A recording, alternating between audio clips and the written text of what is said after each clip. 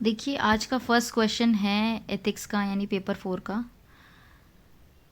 ये बोल रहा है कि why does emotional intelligence matter more than intelligence quotient, यानी कि जो हमारा ईक्यू होता है वो हमारे आईक्यू से ज़्यादा क्यों इम्पॉर्टेंट है। कि क्या इमोशनल इंटेलिजेंस जो है एडमिनिस्ट्रेशन में नेसेसरी है, ज़रूरत है इसकी। तो आपको सबसे पहले क्या करना है, आपको सबसे पहले बताना है कि कंपेयर करना है इसको, कि कैसे जो इमोशनल इंटेलिजेंस है, यानी कि जो भावनात्मक बुद्धिमत्ता है, ठीक है, वो बौद्धिक गुणक से ज़्यादा इम्पॉर्टेंट है, और साथ ही साथ में प्रशासन में इसकी क्या इम्पोर्टेंस है। ठीक है, तो आपसे दो चीज़ें पूछी गई हैं। तो आपको सबसे पहले इंट्रोड्यूस करना है कि देखिए, दो तरह के जो डायमेंशंस होते हैं ह्यूमन पर्सनैलिटी के, ठीक है, जो मानव व्यक्तित्व होता है उसमें दो प्रमुख आयाम होते हैं। एक होता है उसका आईक्यू, यानी कि उसका इंटेलेक्चुअल कोशेंट। दूसरा होता है उसका ईआई, यानी कि इमोशनल कोशेंट भी बोल सकते हो, इमोशनल इंटेलिजेंस भी बोल सकते हो। तो ईआई जो भावनाओं को प्रबंधित यानी मैनेज करने की क्षमता है, ठीक है, which is ability to manage emotions. तो साइकोलॉजिस्ट पीटर सालोवे और जॉन मेयर का क्या कहना था कि इन्होंने डिफाइन किया इसको, इसी तरीके से इन्होंने डिफाइन किया, लेकिन जो डेनियल गोलमैन है, ठीक है, उन्होंने इसको पॉपुलराइज किया, यानी कि इमोशनल इंटेलिजेंस की बात चल रही है। और अगर हम एडमिनिस्ट्रेशन की कंटेक्स्ट में बात करें तो जो आईक्यू होता है वो प्रोवाइड करता है एक ऑफिसर्स को विद एंट्री। ठीक है, आप आईक्यू से एडमिनिस्ट्रेशन में एंट्री ले सकते हो, लेकिन आपकी जो सक्सेस है और आपकी जो सस्टेनेबिलिटी है, यानी कि आपकी जो सफलता है और स्थायित्व है ना, वो आपका ईआई पे डिपेंड करेगा, यानी इमोशनल इंटेलिजेंस पे, कि आप कितने इमोशनली इंटेलिजेंट हो। ठीक है, फिर हम मेन बॉडी में आएंगे। देखो, बताना है कि why does EI matter more than IQ. ठीक है, तो पहले हम इस क्वेश्चन को एड्रेस करेंगे। तो हम बताएंगे कि देखो, आईक्यू नेसेसरी है टेक्निकल कॉम्पिटेंस की बात जहाँ पर आती है, लेकिन ईआई जो है ज़्यादा इफेक्टिव होता है लॉन्ग टर्म सक्सेस में, ठीक है, लाइफ में और कैरियर में, ड्यू टू फॉलोइंग रीजंस। ठीक है, तो यहाँ बताना है आपको, यद्यपि आईक्यू तकनीकी दक्षता के लिए आवश्यक है, लेकिन जीवन और करियर की दीर्घकालिक सफलता में ईआई का ही मेन रोल है। तो यहाँ पे आप पॉइंट्स के लिखोगे। सबसे पहले ईआई से होता क्या है, सेल्फ रेगुलेशन, यानी कि एक इंसान है जिसका आईक्यू बहुत हाई है, लेकिन वो डिसीजंस एंगर और फ्रस्ट्रेशन में आके गलत डिसीजंस ले रहा है। लेकिन एक इंसान है जो जिसका इमोशनल इंटेलिजेंस बहुत हाई है, तो वो क्या करेगा, वो बैलेंस रह के, ठीक है, यानी कि अपनी अपनी वो कहते हैं ना उसको, मीडियन पाथ जो होता है, ठीक है, बीच का मध्यम मार्ग अपना कर वो क्या करेगा, डिफ़िकल्ट टाइम्स में भी अपने इमोशंस को कंट्रोल कर लेता है। तो सेल्फ रेगुलेशन। फिर हम सोशल स्किल्स की बात करेंगे, यानी सामाजिक कौशल की। तो कार्यस्थल पर जो सहयोग होता है, यानी कि कोलैबोरेशन हो गया, टीम वर्क हो गया, तो ये आप अगर इमोशनल इंटेलिजेंस आपके अंदर होगा तो आपकी नेतृत्व क्षमता बढ़ जाती है, आपको एक लीडर बनाएगा। ठीक है, और ज़रूरी नहीं है कि आईक्यू बहुत ज़्यादा हो तो आपके अंदर ये भी गुण हो। फिर हम अडेप्टिबिलिटी की बात करेंगे कि देखो बदलती परिस्थितियों और अनिश्चितताओं के बीच खुद को ढालने की क्षमता ईआई से आती है। ठीक है, अगर आप खुद को ढाल पाओगे किसी भी सर्कमस्टांस में तो वो आईक्यू से नहीं होगा, लेकिन वो ईआई से, यानी इमोशनली इंटेलिजेंट अगर आप हो तो आप डाल सकते हो। फिर एम्पथी वर्सेस लॉजिक की बात आएगी, यानी कि जो आईक्यू होता है ना किसी भी इंसान का, या इवन किसी भी इंसान का जो आईक्यू होगा वो क्या करेगा, वो ऑपरेट करता है सिर्फ डेटा पे, फैक्ट्स पे, है ना, बहुत ज़्यादा फैक्चुअल डेटा, बस यहीं तक लिमिटेड रहता है। लेकिन जो ईआई होता है ना, इमोशनल इंटेलिजेंस, ये इसकी वजह से इंसान जो है इमोशंस को फील कर पाता है, समझ पाता है। फॉर एग्जांपल, एक पॉलिसी है जो पेपर पे करेक्ट है, ठीक है, लेकिन अगर ये पब्लिक के सेंटिमेंट्स के खिलाफ जाती है तो वो फेल हो जाएगी। तो यानी कि इमोशनल इंटेलिजेंस की कमी वहाँ पे देखी जाती है। फिर हम बताएंगे कि क्या ज़रूरत, तो हमने ये बताया कि आईक्यू से कैसे ईआई कैसे आईक्यू से भी ज़्यादा सिग्निफिकेंट है। फिर हम ये बताएंगे कि क्या ज़रूरत है इमोशनल इंटेलिजेंस की एडमिनिस्ट्रेशन में। तो देखो, एक लोक सेवक के लिए ईआई का महत्व जो है बहुत बहुत तरीके से होता है। सबसे पहले कॉन्फ्लिक्ट और क्राइसिस मैनेजमेंट। जब भी प्रशासनिक अधिकारियों को अक्सर दंगों, विरोध प्रदर्शन या जो कम्युनल टेंशन्स होते हैं यानी कि सांप्रदायिक तनाव फेस करने पड़ते हैं, तो यहाँ पे केवल बल प्रयोग यानी कि आईक्यू आधारित जो आपके एक्शंस होंगे वो काम नहीं आएंगे, लेकिन साथ ही साथ में अगर लोगों से आपको डील करना है, ठीक है, उनकी भावनाओं को मैनेज करना है, तो आपको उनसे संवाद करना पड़ेगा, जिसके लिए आपको इमोशनल इंटेलिजेंस की ज़रूरत है। ठीक है, फिर आपको बताना है कि इफ़ेक्टिव डिसीजन मेकिंग यानी कि बेहतर निर्णय प्रक्रिया। अधिकारी को सीमित संसाधनों में बड़े निर्णय लेने होते हैं। ठीक है, हमारे पास रिसोर्सेज कम होते हैं, हमें डिसीजंस बड़े लेने होते हैं, तो हमें बायसेस से मुक्त रहना पड़ता है। ठीक है, पहले कोई भी प्रेजुडाइज होता है यानी पूर्वाग्रह होता है, बायस होता है, उससे मुक्त रहना होता है और निष्पक्षता भी बनानी होती है। ऐसे में ये इमोशनल इंटेलिजेंस हमारी मदद करता है। ठीक है, फिर हमारे वर्क कल्चर को भी इम्प्रूव करता है। ठीक है, देखिए जो प्रशासनिक ढांचा होता है यानी फ्रेमवर्क होता है, ये ऑफनली क्या होता है, स्ट्रेसफुल होता है। तो एक ऑफिसर जिसका ईआई बहुत हाई होगा ना, इमोशनल इंटेलिजेंस, वो प्रॉब्लम्स जो उनके सबॉर्डिनेट्स होते हैं यानी कि जो अधीनस्थ अधिकारी होते हैं उनकी प्रॉब्लम्स को समझते हैं, साथ ही साथ में जो मोराल होता है ना, वो भी बढ़ जाता है डिपार्टमेंट के अंदर। तो इसीलिए वर्क कल्चर के इम्प्रूवमेंट में भी बहुत बड़ा रोल है ईआई का। फिर हम बताएंगे कम्युनिकेशन यानी कि जनता के साथ संवाद और विश्वास। ठीक है, तो अगर हम पब्लिक का ट्रस्ट जो है वो जीतते हैं, ये सबसे बड़ा एक चैलेंज होता है लोकतंत्र के अंदर की जो प्रशासनिक सेवाएं हैं उसमें जो जन हैं यानी कि जो लोग हैं उनका विश्वास नहीं जीत पाते हैं आसानी से। तो ये तभी पॉसिबल है जब आपके अंदर एक एक्टिव लिसनिंग यानी कि आपके अंदर एम्पैथी और साथ ही साथ में एक्टिव लिसनिंग जैसी क्वालिटीज़ हैं, वो आपकी पब्लिक में एक्सेप्टेंस बढ़ाती है, जो कि इमोशनल इंटेलिजेंस से ही आता है। फिर हम बताएंगे कि करप्शन को यानी कि भ्रष्टाचार को ख़त्म करना यानी उस पर अंकुश लगाना, साथ ही साथ में इंटीग्रिटी को मेंटेन रखना यानी सत्यनिष्ठा को बनाए रखना, इसमें भी आपको इमोशनल इंटेलिजेंस बहुत हेल्प करता है। ठीक है, इमोशनल इंटेलिजेंस बहुत हेल्प करता है और साथ ही साथ में इससे इंसान जो होगा, कोई भी व्यक्ति होगा, वो अपने कंसाइंस की आवाज़ सुनता है और जो प्रलोभन होती हैं, टेम्पटेशन होता है, उससे दूर रहने में भी उसकी मदद करता है, जिससे उसकी सत्यनिष्ठा भी बनी रहती है।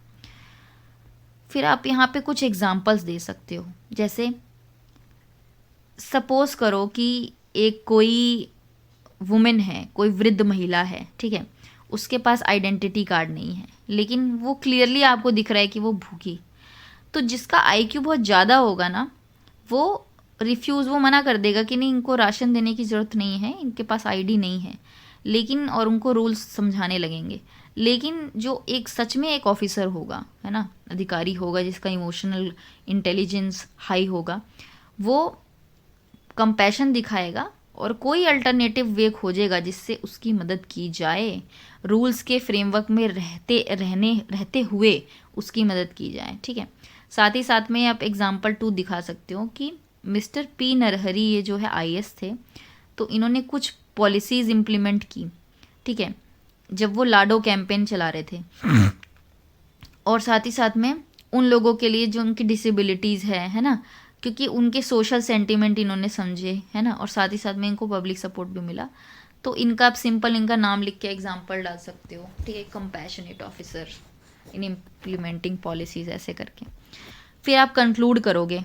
कंक्लूड कैसे करोगे कि देखो, जो आईक्यू होता है एक सॉफ्टवेयर की तरह होता है जो कैलकुलेशंस परफॉर्म करता है, लेकिन जो ईआई है यानी इमोशनल इंटेलिजेंस है, ये एक ऑपरेटिंग सिस्टम है। ठीक है, जो इंटायर सिस्टम को स्मूथली रन करता है और अल्टीमेट गोल जो होता है ना एडमिनिस्ट्रेशन का, वो पब्लिक वेलफेयर होता है, जो कि सिर्फ टेक्निकल नॉलेज से नहीं देखा जा सकता उसको, या उसको आप सर्विस नहीं कर पाओगे,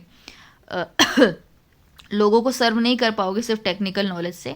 आपको ह्यूमन इमोशंस की भी अच्छी समझ होनी बहुत ज़रूरी है। और एरिस्टोटल की एक यहाँ पे पंक्ति आप मेंशन कर सकते हो कि देखो, अपने दिमाग को शिक्षित करना बिना अपने दिल को शिक्षित किए शिक्षा नहीं है। ठीक है, अपने दिमाग को अगर आप शिक्षित कर लोगे, आपका दिल शिक्षित नहीं है, तो वो शिक्षा नहीं है। तो यहाँ से आप कंक्लूड कर दोगे और आपका ये क्वेश्चन सॉल्व है।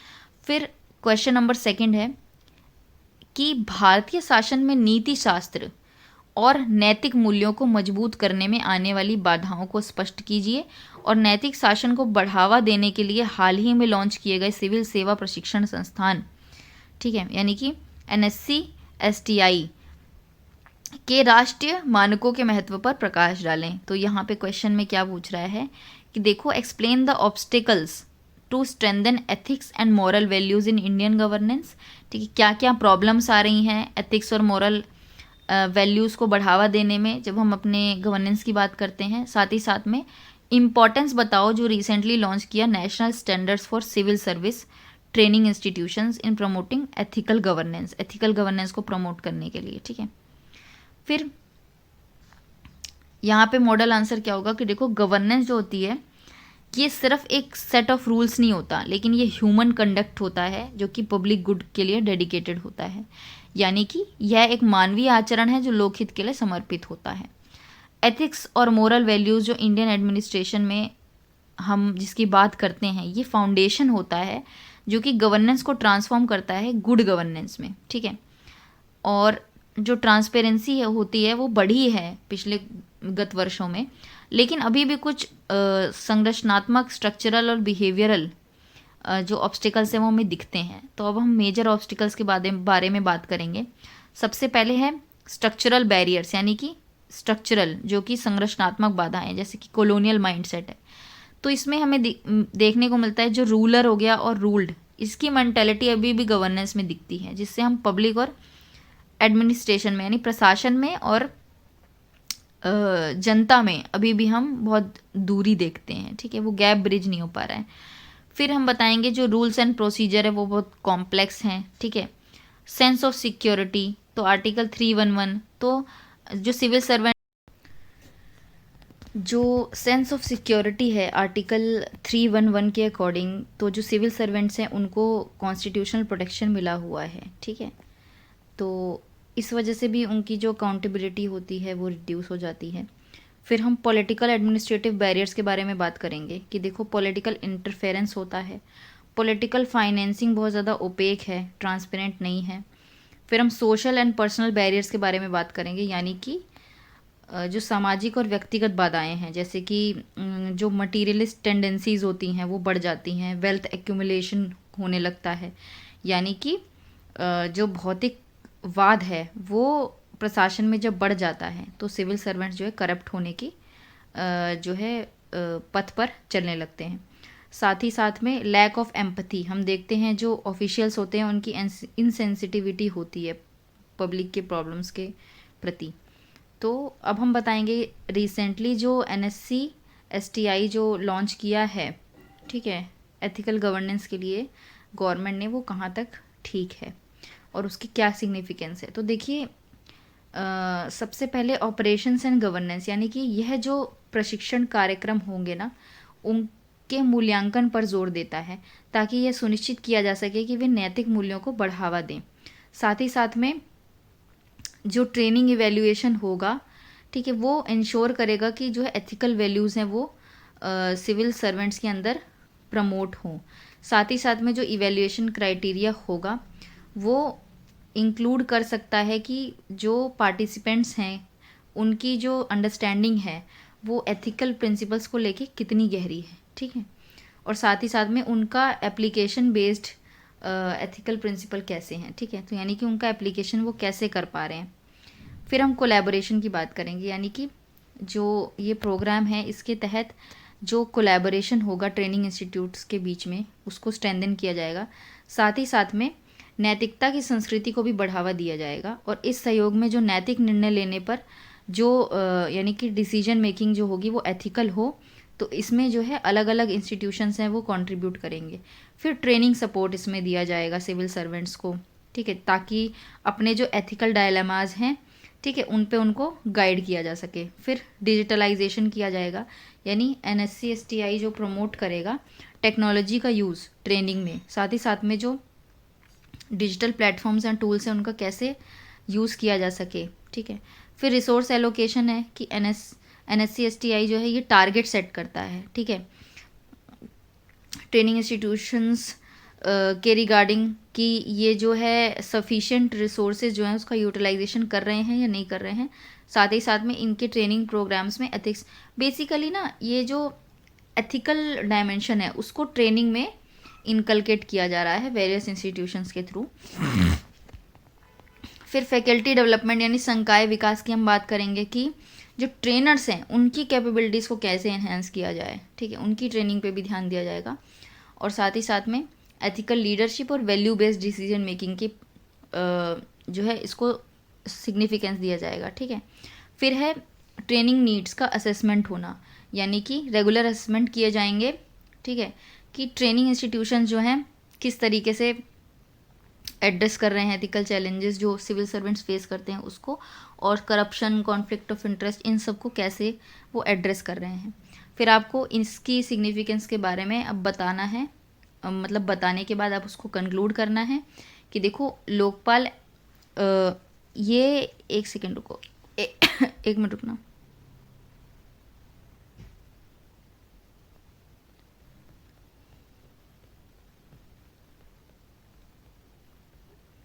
तो यहाँ पे आप बता सकते हो कि जैसे जैसे आप कंक्लूड करते टाइम ये बता सकते हो, यहाँ पे शायद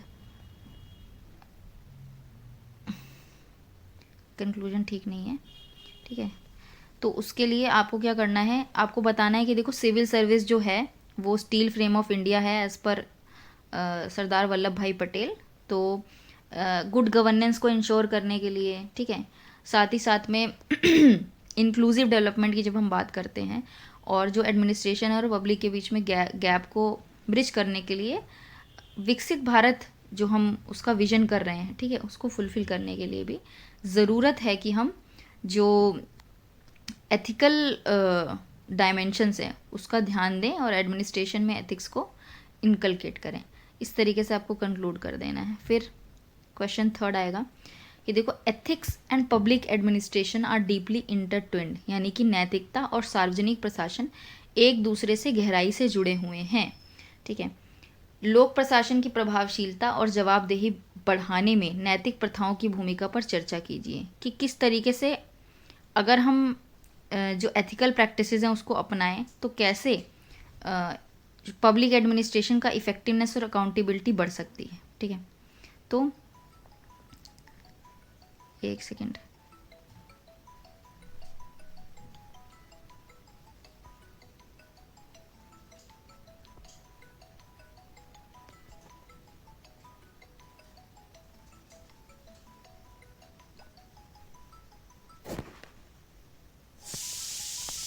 ठीक है। फिर हम यहाँ पे स्टार्ट करते हैं।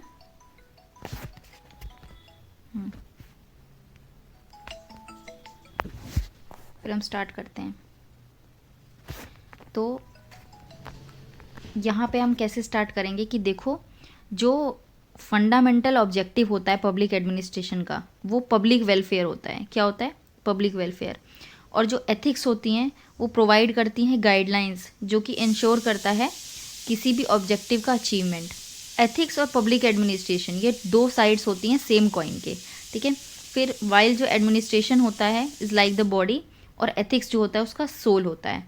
तो बिना एथिकल वैल्यूज़ के, ठीक है, हम इसका मतलब बिना नैतिक मूल्यों के, ठीक है, प्रशासन एक निर्जीव और दमनकारी तंत्र बन जाता है, ठीक है, उसका कोई अर्थ नहीं रह जाता। उसके बाद हम ARC सेकेंड ARC रिपोर्ट जो है इसको मेंशन कर देंगे कि इसने बोला था कि जो एथिक्स है ये एडमिनिस्ट्रेशन में नॉट मियरली डिज़ायरेबल है बट एसेंशियल है, यानी कि प्रशासन में नैतिकता केवल वांछनीय नहीं बल्कि अनिवार्य है, ठीक है। तो इसको तो आप याद ही कर लो। फिर हम मेन बॉडी की बात करेंगे कि the role of ethical practices in enhancing the effectiveness of public administration. तो किस तरीके से एथिकल प्रैक्टिस हैं वो रोल प्ले करते हैं। तो ethics is not merely about right and wrong. Ethics जो है सिर्फ राइट और रॉन्ग के बारे में नहीं है, लेकिन ये इन्हेंस करती है एफिशिएंसी एडमिनिस्ट्रेशन की फॉलोइंग वेज में। पहला, ऑप्टिमल यूटिलाइजेशन ऑफ रिसोर्सेज। अगर कोई एथिकल ऑफिसर होगा, ठीक है, तो वो पब्लिक फंड के ट्रस्टी के रूप में जो है वो एक्ट करेगा, ना कि उसके एक्सप्लॉइटर के रूप में। ठीक है, उसको अपनी पर्सनल प्रॉपर्टी नहीं समझेगा, तो इससे क्या होगा, वेस्टेज और करप्शन जो है वो रुकती है। फिर एक्सपीडिटेड डिसीजन मेकिंग प्रोसेस, यानी कि जो एडमिनिस्ट्रेशन में उसकी इंटीग्रिटी जो होती है वो दिखती है, जो डिसीजंस वो बनाता है वो पब्लिक इंटरेस्ट में बनाता है, ना कि अपनी पर्सनल गेन, यानी कि अपनी व्यक्तिगत लाभ के बजाय वो लोकहित में जो है वो डिसीजंस बना रहा है। फिर एम्पैथी और इंक्लूसिविटी, यानी समानुभूति और समावेशिता। इसमें क्या है, जो एथिकल प्रैक्टिसेस होते हैं वो इंश्योर करते हैं कि जो स्कीम्स हैं वो लास्ट पर्सन तक पहुंच रही है, यानी कि अंत्योदय का जो कंसेप्ट है, ठीक है। इस वजह से क्या होता है, एडमिनिस्ट्रेशन हमारा आउटकम ओरिएंटेड बनता है, ना कि प्रोसेस ओरिएंटेड, ठीक है। ये रिजल्ट ओरिएंटेड भी हो सकता है, ठीक है। इसमें आप लिख सकते हो कि रिजल्ट ओरिएंटेड के बजाय आउटकम ओरिएंटेड, ठीक है, बन जाता है। फिर the role of ethical practices in enhancing the effectiveness and accountability. अब हमें बताना है क्या रोल है। तो इससे क्या होता है, अगर हम एथिकल प्रैक्टिस यूज़ करते हैं, ठीक है, एडमिनिस्ट्रेशन में, तो उससे फेयरनेस बढ़ती है पब्लिक सर्विस डिलीवरी में। जैसे कि आप जैम की बात कर सकते हो, यानी जनधन आधार और मोबाइल ट्रिनिटी की। फिर स्ट्रेंथनिंग अकाउंटेबिलिटी मैकेनिज्म, इससे क्या होता है कि एथिकल प्रैक्टिस जब पब्लिक एडमिनिस्ट्रेशन में मजबूती दी जाती है उनको, तो जैसे CAG का इस्टेब्लिशमेंट है, ठीक है, तो ये आप एग्जाम्पल दे सकते हो, ठीक है, जो पढ़ी हुई नॉलेज है उसी से आप एग्जाम्पल बनाओ। फिर इफेक्टिवली कॉम्बैटिंग द करप्शन, ठीक है, जैसे कि लोकपाल और लोकायुक्त की बात कर सकते हो। फिर promoting social justice and equality, जैसे अब VB जीराम जी हो गया है तो उसको मेंशन कर देना स्कीम को। फिर प्रोटेक्टिंग द पब्लिक इंटरेस्ट, ठीक है, किस तरीके से पब्लिक इंटरेस्ट को प्रोटेक्ट करता है, ठीक है। यहाँ पे अरे आप बहुत एग्जांपल्स दे सकते हो यहाँ पे। ये अभी आपने GS3 का वो क्वेश्चन भी किया था, इन्वायरमेंट इम्पैक्ट असेसमेंट, उसका भी एग्जांपल दे सकते हो, ठीक है। फिर आपको सिविल सर्वेंट्स के भी एग्जांपल देने पड़ेंगे, या फिर कुछ ऐसे एग्जांपल्स देने पड़ेंगे जिनकी वजह से पब्लिक एडमिनिस्ट्रेशन में बहुत सुधार आया और एथिकल प्रैक्टिसेस का यूज़ किया गया था। जैसे E श्रीधरन, मेट्रो मैन जिन्हें कहा जाता है, ठीक है, उन्होंने एक समयबद्धता और पारदर्शिता, ठीक है, उसको इन्होंने एथिकल वैल्यूज़ जो है, ऐसे एथिकल वैल्यूज़ को दिल्ली मेट्रो प्रोजेक्ट में इन्होंने लगाया। उन्होंने क्वालिटी और सेफ्टी से कभी भी कॉम्प्रोमाइज़ नहीं किया, किसी पॉलिटिकल प्रेशर में आकर भी, और उन्होंने ग्लोबल एग्जाम्पल सेट किया, ठीक है, कि किस तरीके से प्रशासन को चलाया जा सकता है। सत्येंद्र दुबे जो है विसल ब्लोअर, इनको कौन नहीं जानता, तो अभी है नहीं, लेकिन इनका एग्जाम्पल आप दे सकते हो कि एडमिनिस्ट्रेटिव अकाउंटेबिलिटी में इन्होंने एक एग्जाम्पल सेट किया, ठीक है। इन्होंने करप्शन को एक्सपोज किया था नेशनल हाईवे प्रोजेक्ट में, जिसकी वजह से विसल ब्लोअर प्रोटेक्शन एक्ट आता है, ठीक है। फिर कंक्लूजन इसका क्या होगा, आपको कंक्लूड करना है कि देखो ओवरऑल एफर्ट्स जो हैं वो ज़रूरी है, ठीक है, इंडिया को जो है एक डेवलप कंट्री बनाने के लिए, विकसित भारत बनाने के लिए, ठीक है, 5 ट्रिलियन इकोनॉमी बनाने के लिए। साथ ही साथ में ज़रूरत है कि हम एडमिनिस्ट्रेशन के अंदर एथिकल प्रैक्टिसेस जो हैं वो भी लेकर आएँ, ठीक है। साथ ही साथ में ARC2 की जो हमने यहाँ पे बात की थी, आप उससे भी कंक्लूड कर सकते हो, ठीक है। फिर क्वेश्चन 4 पे आ जाएंगे कि how does a lack of probity in public administration affect public trust and institutional credibility, explain your answers with suitable example, ठीक है। तो इसमें क्या है कि लोक प्रशासन में सुचिता की कमी सार्वजनिक विश्वास और संस्थागत विश्वसनीयता को कैसे प्रभावित करती है, ठीक है। तो अगर पब्लिक एडमिनिस्ट्रेशन के अंदर प्रॉबिटी कम होगी, है ना, यानी शुचिता की कमी होती है, तो ये पब्लिक ट्रस्ट और इंस्टीट्यूशनल क्रेडिबिलिटी को कैसे इफेक्ट करता है, अपने आंसर को एक्सप्लेन करना है सूटेबल एग्जाम्पल के थ्रू, ठीक है। तो मॉडल आंसर इसका क्या होगा, सबसे पहले आप बताओगे, देखो प्रॉपर्टी जो होती है ना पब्लिक एडमिनिस्ट्रेशन में, इसका सिर्फ मतलब ऑनेस्टी नहीं होता, लेकिन इंटीग्रिटी हाईएस्ट लेवल पर, ठीक है। इंटीग्रिटी और एथिक्स जो है, इंटीग्रिटी इंडिविजुअल लेवल पे होती है और वही जो है पब्लिक एडमिनिस्ट्रेशन में, ऑर्गेनाइजेशन में प्रॉपर्टी का रूप ले लेती है, ठीक है। तो it is the foundation upon which the bridge of trust between citizens and government rest. और जब लैक ऑफ प्रॉबिटी होती है एडमिनिस्ट्रेशन में तो इससे करप्शन तो बढ़ता ही साथ में जो लोकतंत्र की जड़ें होती हैं वो कमज़ोर हो जाती हैं, ठीक है। फिर हम इसकी बॉडी पे आएंगे, हम बताएंगे कि देखो पब्लिक ट्रस्ट पे क्या इम्पैक्ट पड़ता है। अगर एडमिनिस्ट्रेशन के अंदर इंटीग्रिटी की कमी है, ठीक है, यानी सत्यनिष्ठा की कमी है, तो ये पब्लिक ट्रस्ट को डायरेक्ट इफेक्ट करेगा। कैसे? सबसे पहले होगा डेमोक्रेटिक एलियनेशन, यानी लोकतांत्रिक अलगाव। इसमें क्या है कि सिटीजन्स को फील होगा कि गवर्नमेंट की सर्विसेज जो हैं वो सिर्फ मनी और जो कनेक्शंस होते हैं ना, जिसकी वजह से ब्राइबरी बढ़ जाती है, तो उसके थ्रू ही हो सकते हैं। और ये जो है उनके ट्रस्ट को, एक ट्रस्ट डेफिसिट पैदा कर देगा और उनके ट्रस्ट को जो है गवर्नमेंट और पब्लिक के बीच में जो ट्रस्ट है उसको कमज़ोर कर देगा। फिर सोशल डिसकंटेंट की बात करेंगे, यानी सामाजिक असंतोष और विद्रोह। देखो समाज में असंतोष होगा तो विद्रोह भी देखने को मिलेगा, प्रोटेस्ट देखने को मिलते हैं, ठीक है। तो इससे क्या होता है, रिसोर्सेज का जो डिस्ट्रीब्यूशन होता है वो अनइक्वल होता है, जिससे लोग ना बहुत सारे लाभों से वंचित रह जाते हैं, ठीक है। और सोसाइटी के अंदर ही एक इनइक्वालिटी पैदा हो जाती है, जिससे मूवमेंट्स भी उभरते हैं। फिर है erosion of rule of law. देखो जो मतलब जिनका काम है, कहते हैं ना लॉ मेकर जब लॉ ब्रेकर बन जाता है, तो करप्शन जब आ जाता है तो इससे क्या होता है, जो ऑर्डिनरी सिटीजन्स होते हैं ना वो देखने लगते हैं कि कोई ऐसा तरीका जिससे वो छिप पाएँ या फिर लॉ को तोड़ पाएँ। तो रूल ऑफ लॉ का भी जो फिनोमिना है उसको भी ब्रेक करता है। फिर इम्पैक्ट जो है इसका इंस्टीट्यूशनल क्रेडिबिलिटी पे पड़ता है, ठीक है। जो संस्थाएं हैं जो भारत की बैकबोन रीढ़ की हड्डी हैं, ठीक है, उनके प्रोग्रेस में भी ये हिंडर करता है। और लैक ऑफ इंटीग्रिटी जो है कैसे इफ़ेक्ट करेगी, डिसीजन मेकिंग में डिटेरियोरेशन होगा, यानी कि डिसीजन जो होंगे वो नेपोटिज्म, ब्राइबरी है ना को ज़्यादा बढ़ावा देंगे बजाय मेरिट के, ठीक है। और साथ ही साथ में ब्रेन ड्रेन होगा, लोग यहाँ काम नहीं करना चाहेंगे, वो बाहर एक अच्छी अपॉर्चुनिटी देखेंगे, फेयर और ट्रांसपेरेंट इंस्टीट्यूशंस में बिलीव करेंगे। फिर रेलेवेंट एग्जांपल में आप कोल ब्लॉक एलोकेशन केस के बारे में बात कर सकते हो कि लैक ऑफ इंटीग्रिटी की वजह से जो स्कैम है इसने ना तो केवल गवर्नमेंट की इमेज को ख़राब किया, लेकिन साथ ही साथ में इन्होंने संस्थाओं की क्रेडिबिलिटी पे भी प्रश्न चिन्ह उठाया, ठीक है। तो इसके साथ साथ आप उत्तर प्रदेश का NRHM स्कैम की बात करोगे। इंटीग्रिटी की कमी के कारण जो हेल्थ डिपार्टमेंट है उसकी क्रेडिबिलिटी ज़ीरो होती है और पब्लिक का फेथ ख़त्म होता है। पॉजिटिव एग्जांपल में आप देख सकते हो कि इलेक्शन कमीशन ऑफ इंडिया है, इसकी हाई लेवल ऑफ इंटीग्रिटी है कि आज भी लूजिंग पार्टी जो होती है ये EVM पे क्वेश्चन उठाते हैं, ठीक है, लेकिन पब्लिक जो है उसका डीप फेथ है, फेयरनेस, जो इलेक्शन प्रोसेस की फेयरनेस है उसको लेके। फिर स्टेप्स जो नेसेसरी हैं कि हम कैसे इंटीग्रिटी रिस्टोर करवा सकते हैं। फिर तो एडमिनिस्ट्रेशन के अंदर जो इंटीग्रिटी है, यानी ऑर्गेनाइजेशन के अंदर जो प्रॉपर्टी का कंसेप्ट है, उसको रिस्टोर करने के लिए नोलन कमेटी के प्रिंसिपल्स आपको ध्यान देने हैं, ठीक है। तो इसमें सेल्फलेसनेस, इंटीग्रिटी और अकाउंटेबिलिटी को मेंशन करना है। फिर हमें गवर्नेंस को बढ़ावा देना है, विसल ब्लोअर प्रोटेक्शन बहुत ज़रूरी है, साथ ही साथ में जो कोड ऑफ कंडक्ट है, एथिकल कोड्स हैं, उनसे स्टिक रहें हम तो ज़्यादा अच्छा है।